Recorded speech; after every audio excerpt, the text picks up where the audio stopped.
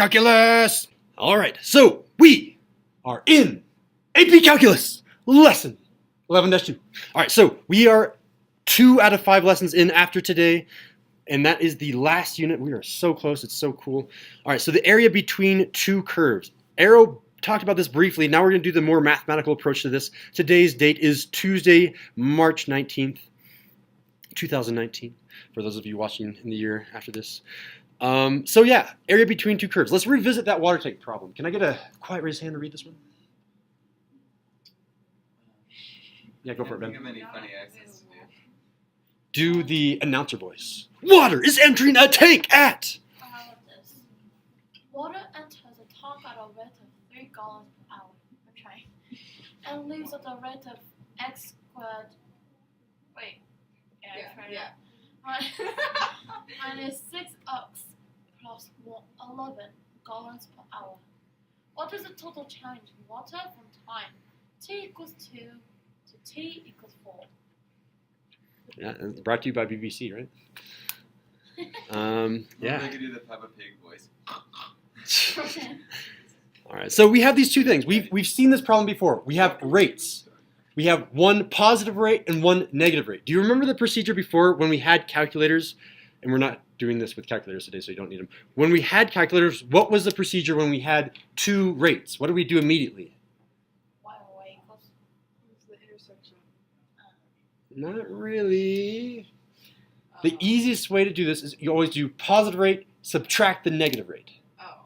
And then you graphed it. You just graphed one function instead of graphing two functions. That's what we did for review, right? We vaguely remember that? I mean, you could just graph both of them and then look for the intersections, as you guys were saying. But the easiest way is just to subtract them immediately. We're not going to subtract them immediately. We are actually going to be graphing each of these. All right, what does the graph of the positive function look like? Quiet raise hand. The graph of the positive.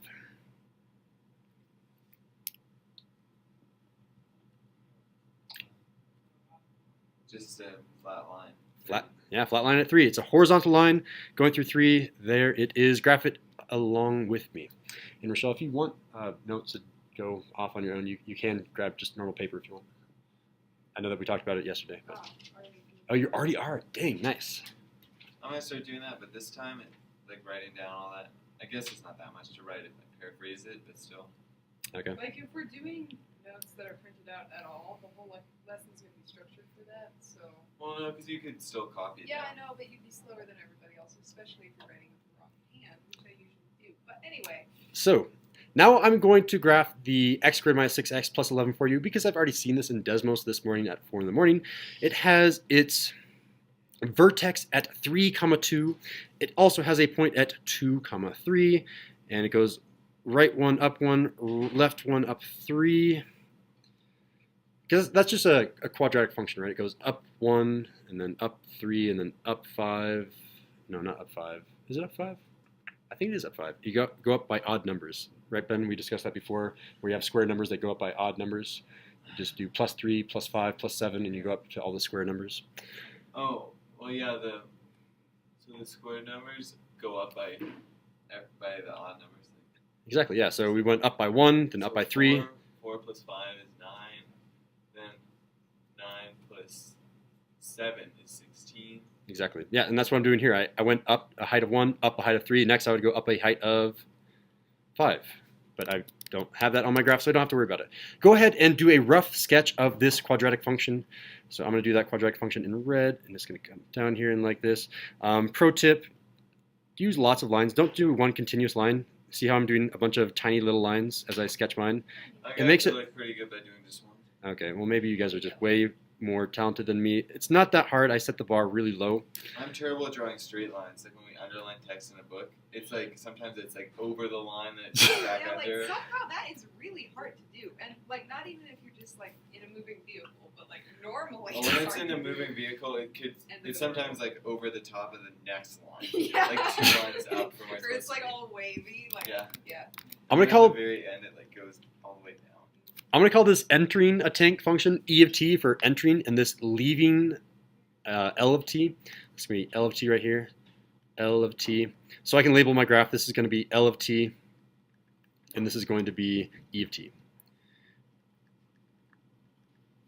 If I want to find the total change in water from time equals 2 to time equals 4, which conveniently is the intersection of L of t and E of t, what am I really finding in terms of the graph?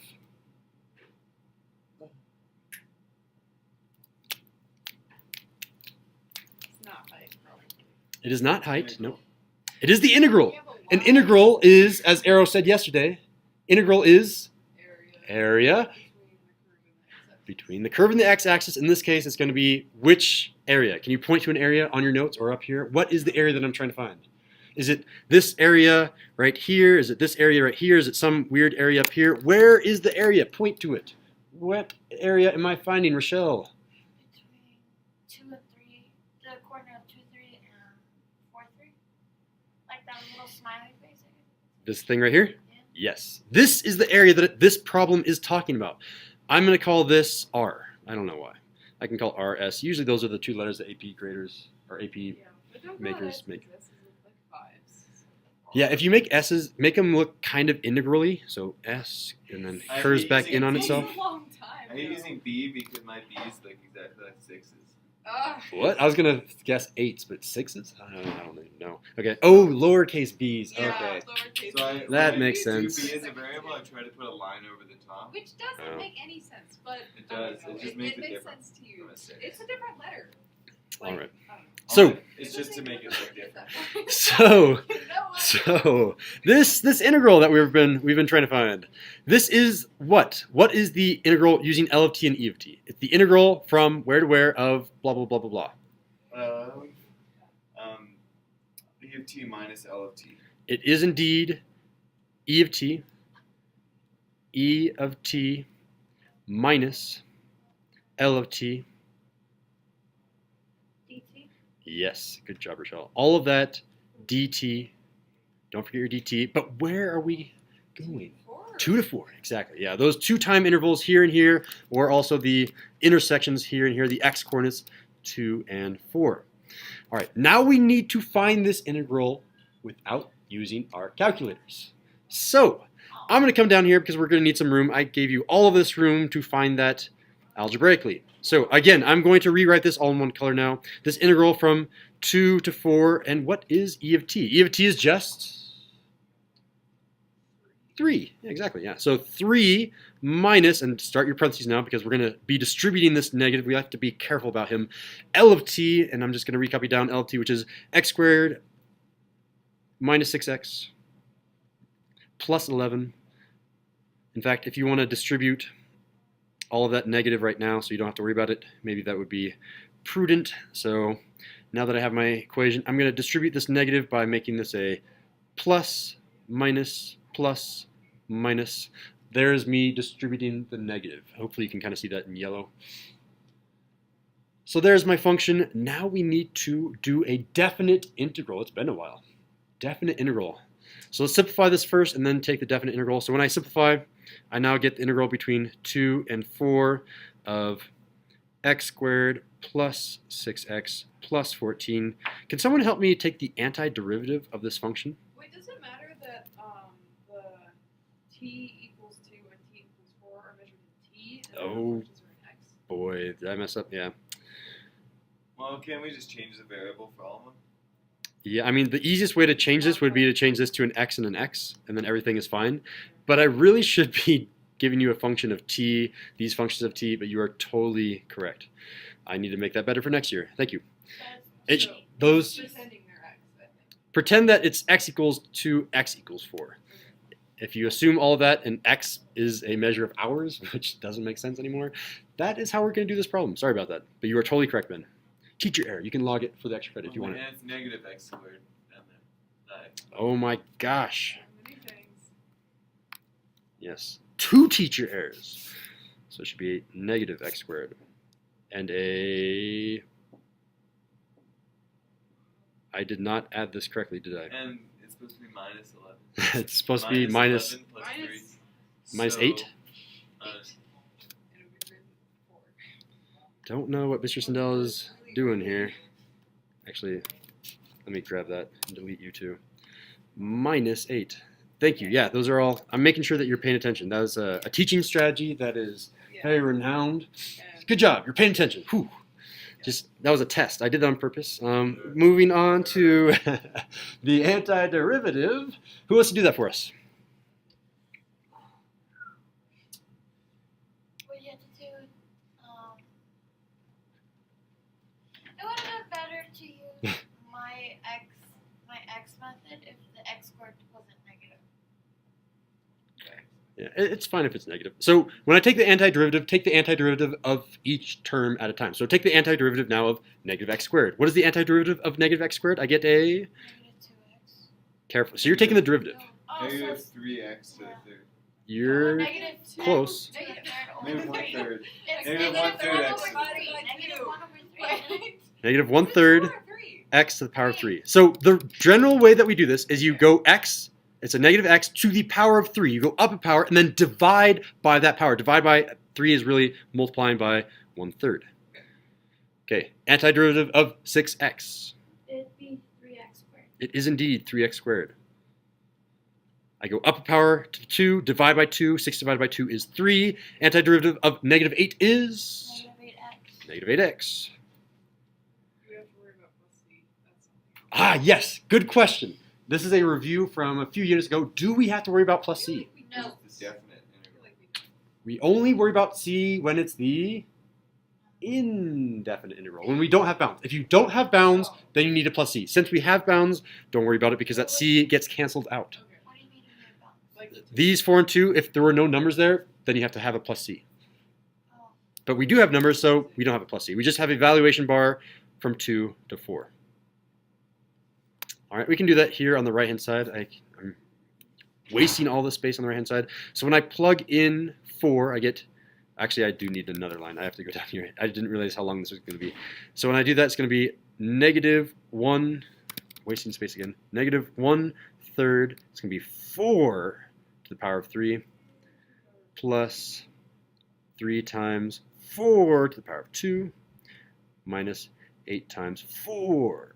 All right, and that all is going to be in square brackets, and I'm going to have to subtract it from the lower bound, and that's going to be negative 1/3 times 2 cubed, plus 3 times 2 squared, minus 8 times 2.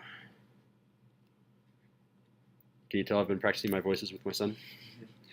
No, not at all. Not at all. No change.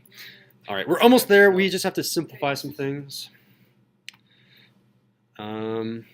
I can probably. I wonder if I can. Does technology allow me to? Can he do it if I hit shift? That's negative 64 No. over 3. Do shift? No, it doesn't work. Okay. Oh wow, you already did it. Dang. All right, so No.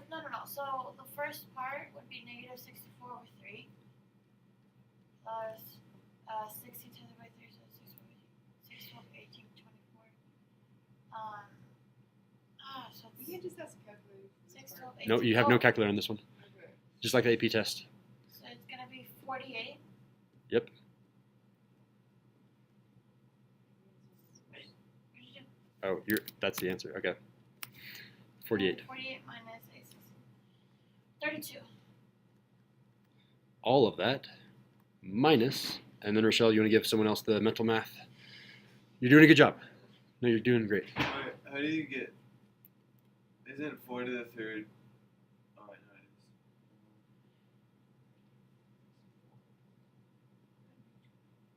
is. So 16. Negative 8 over 3. Give it to. I do. Either Arrow or Ben want to do the mental math over here. Negative 8 over 3. Plus 12 minus 16. Minus 16. Ben, can you confirm both of those? Yeah. All right. And simplify. All right. So the easiest way to simplify these is drop the parentheses and distribute the negative, I think. So distribute, distribute, distribute, distribute. The negative has been distributed. Now worry about the 8/3 and the negative 64/3 now, because there's a chance that the thirds will reduce. So negative 64 over 3, 8 over 3, that reduces to what? 56 over 3. Yep, and is 56 divisible by 3? Should be. Sadly, it's not. How can you check if 56 is divisible by 3? You add the digits, 5 plus 6. Lots of Oh, that the- somewhere. So it's gonna be Feeling. I know. 26 divided by 3. Can't be, so it's not divisible by 3. It's not yet. Negative 56 divided by 3. And then worry about all this stuff. So 48 minus 32. Wait, why 56? Oh, because of the 8 there. Oh, yeah. So we're adding this term and this term. Yep.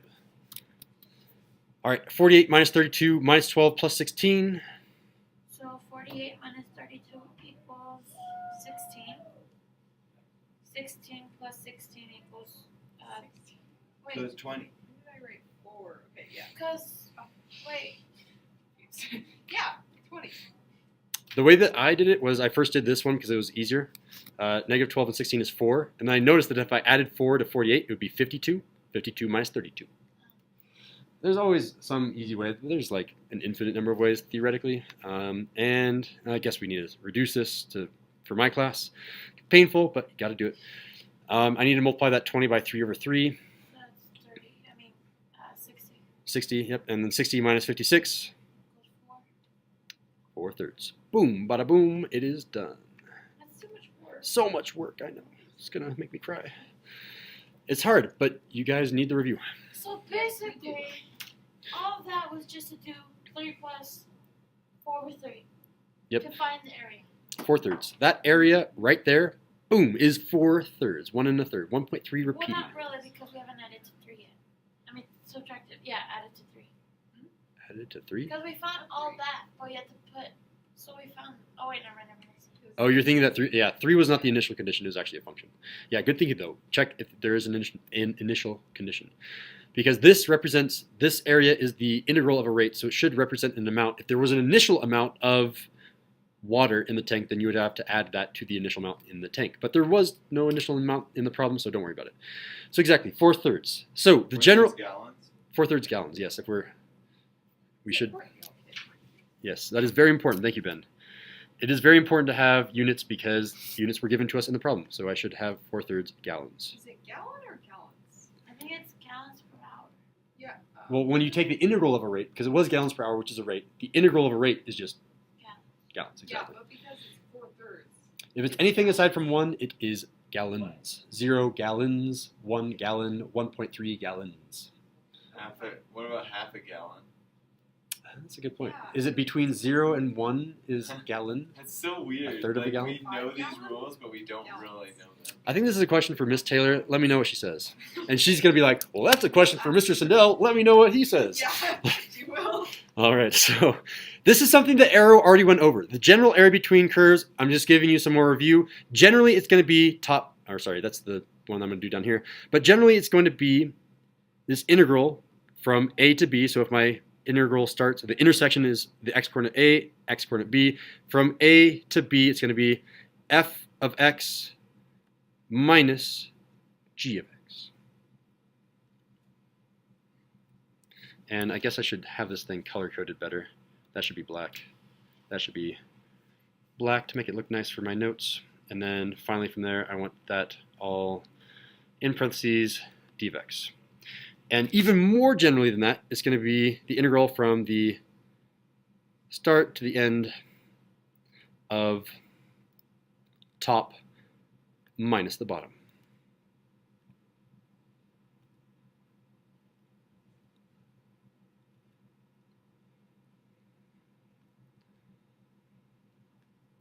dx. Cool, cool. So far, so good. And that's it. Nothing on the back. Now you know how to do everything by hand. No, for my class, you have to get all the way to the black. You have to get to 4/3 gallons. For the AP test, you have to get to the blue. If you got to the blue and you just plugged it in and left it like that, full points. Unless, so usually this is how it's going to work. You end right here for blue in part A, but if part B refers to part A, then you're going to have to reduce it to actually play with the number. So this is what would happen on a test. You have maybe this would be a no calculus, so it would be like number 3 to number 6. So number 3, you'd have this problem right here. Boom, boom, boom. This is part A that we just worked on. We got this for part A. To get full points on part A, leave it in blue. If you simplify to the black, 4/3 gallons, and you made a mistake, you will lose points. But say theoretically part B is like, your answer in part A is blah, blah, blah. Is that greater or less than this value? And you have to do another integral. Then you actually have to reduce it because part B needs it to be reduced to compare to a different value. So if part B asks you about part A, you will have to reduce on the AP test. Just giving you a heads up on what you might be seeing on the AP test. When are we gonna start studying for the actual AP test? We study once we get back from the is it Easter break? I don't know what the politically correct term for spring break. Because Easter is like Christian, so Yeah. spring break. It's not winter or it's not Christmas break. It's winter break. Wait, Christians don't Oh, is it not Christianity that does Easter? I don't know. Pagans, I don't- something? I don't think It's not. Christians- Pagans do the spring equinox. Christians do Easter. Okay. Yeah, but that should be the end of our video, end of our notes. Go ahead and rate